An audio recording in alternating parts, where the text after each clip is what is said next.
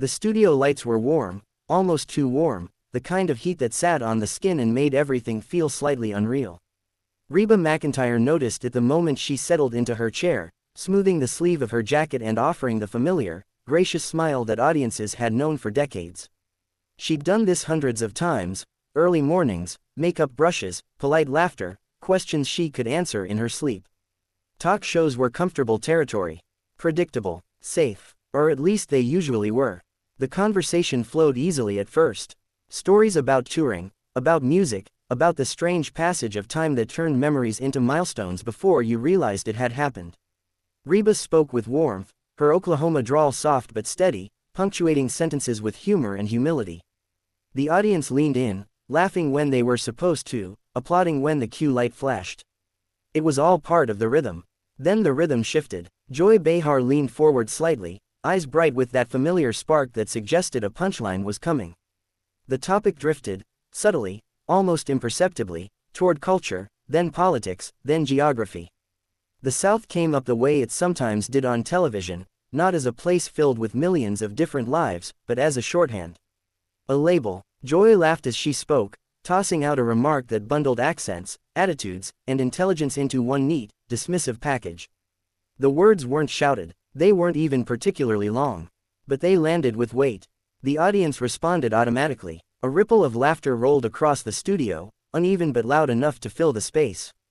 Reba felt it hit her chest like a soft but sudden pressure. Her smile didn't disappear, but it changed. It became smaller, tighter, the kind of smile you wear when you're listening carefully instead of enjoying yourself. She'd heard jokes like that before. In green rooms, at awards shows, from people who thought they were being clever, or harmless, or brave. Usually, she let them slide. She'd learned long ago which battles drained more energy than they were worth. But something about the tone, casual, confident, certain, made it harder to brush off this time. Reba shifted in her chair, folding her hands together. When she spoke, her voice was calm, almost gentle. She talked about growing up in a small town, about parents who worked hard and neighbors who showed up when you needed them without being asked. She mentioned church potlucks, dusty roads, and the kind of values you don't always see on television but feel deeply in your bones. It wasn't a speech, it wasn't a defense, it was an offering, context, humanity, a reminder. For a brief moment, it seemed like the room might recalibrate. The laughter faded, a few audience members nodded. The cameras lingered on Reba's face, catching the sincerity there. Then came the response. Joy waved a hand lightly, smiling, as if to brush aside what had just been said. The reply was sharper, framed as humor again, suggesting Reba was the exception, not the rule. It wasn't overtly cruel, but it carried an edge, the implication that the joke still stood, that the caricature was more accurate than the lived experience sitting 3 feet away. Reba felt something settle inside her then, quiet and solid. Not anger, not hurt, clarity. She'd spent a lifetime choosing her words carefully, navigating rooms where people underestimated her because of where she came from or how she spoke. She knew how to push back politely, how to deflect with charm. But she also knew when staying silent, or staying seated, meant agreeing to something she didn't believe in. She took a slow breath, the kind singers take before a difficult note. Her eyes moved briefly across the set, the host's desk, the glowing monitors, the audience beyond the cameras. All of it felt suddenly distant, like she was watching herself from somewhere above. Reba nodded once, almost to herself. She reached up and unclipped her microphone. The small metallic sound was barely audible, but in the space between words, it rang. One of the hosts noticed first, eyebrows lifting in confusion. A producer's voice crackled faintly in an earpiece somewhere off camera. Reba set the microphone carefully on the table, aligning it neatly, as if order still mattered even now. "I think I'm gonna step out," she said softly, her tone polite, steady, unmistakably final. "Thank y'all for having me." There was no raised voice, no dramatic pause, just a statement of choice. For a heartbeat, no one moved. The audience laughter died mid-breath, replaced by a hush so complete it felt heavy. The hosts exchanged glances, unsure whether to laugh it off or stop her. One of them opened their mouth, then closed it again. Reba stood. She smoothed her jacket once more, the same gesture she'd made when she sat down, and pushed her chair back gently so it wouldn't scrape the floor. Her boots hit the stage with a solid, grounded sound as she took her first step away from the desk. The cameras hesitated, then followed her instinctively, catching her profile as she walked, chin lifted, shoulders relaxed, every movement controlled. She didn't look back. As she crossed the edge of the set, the bright studio lights gave way to shadow. Applause didn't come, neither did boos. There was only silence, thick and unsettled, as the reality of what had just happened settled over everyone still seated under the glare. Behind the curtain, the noise changed instantly.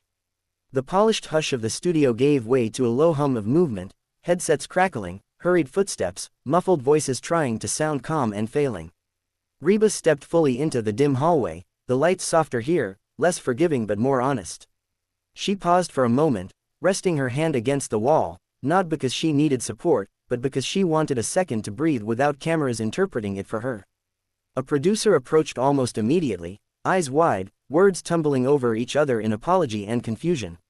Reba listened patiently, nodding as the explanation unfolded, how it wasn't meant that way, how the show valued diverse voices, how things had gotten misinterpreted.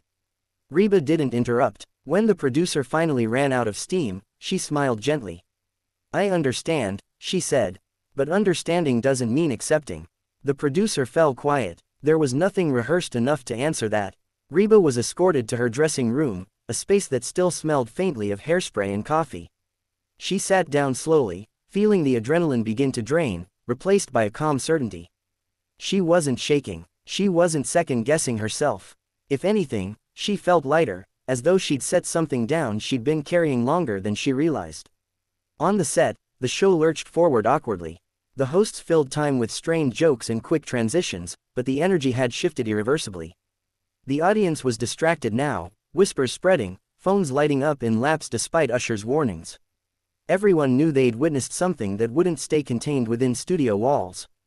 And it didn't. By the time Reba's car pulled away from the building, clips were already circulating online, grainy at first, then sharper, dissected from every angle. Comment sections erupted. Some viewers were stunned, others applauded, and a few criticized her for walking away instead of educating the room. But a louder chorus began to rise, one filled with personal stories. People from small towns and rural counties shared memories of kindness, sacrifice, intelligence overlooked because of accents or assumptions. They weren't defending a stereotype, they were rejecting it altogether.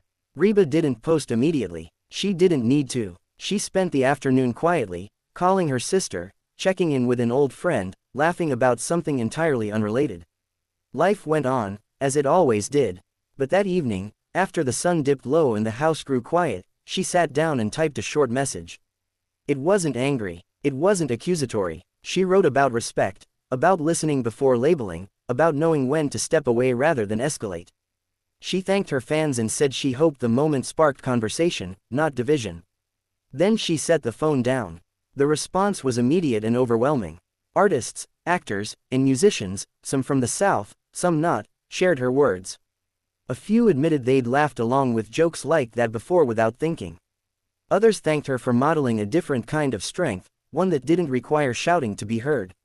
Even people who disagreed with her choice acknowledged the composure with which she made it. Back at the show, damage control was underway. Statements were drafted, meetings held. Joy Behar addressed the moment the following day, clarifying her intent, insisting she hadn't meant to offend. It was careful language, measured and safe. Some accepted it, others didn't, but the conversation had already expanded beyond one remark or one apology. It had become about how easily entire regions, cultures, and communities were reduced to punchlines, and who got to decide when that was acceptable. Reba watched none of it live. She didn't need to. She'd said what she needed to say by leaving. Days later, at a small venue far from television studios, Reba stepped onto a stage to thunderous applause. The crowd wasn't cheering just for the songs they loved, they were cheering for the woman who'd reminded them that grace could be firm, and boundaries could be quiet.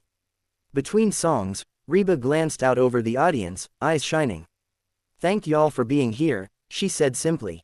"It means more than you know." There was no mention of the show. No rehashing of the moment. She sang instead, songs about roots, resilience, and dignity. Songs that told stories without asking permission. In the end, the moment didn't define her. It reflected her. Reba McEntire hadn't walked off in anger or pride. She'd walked away with intention. And in doing so, she left behind something far more powerful than outrage. a reminder that sometimes the strongest response is knowing when to stand up, turn around, and let your absence speak the truth.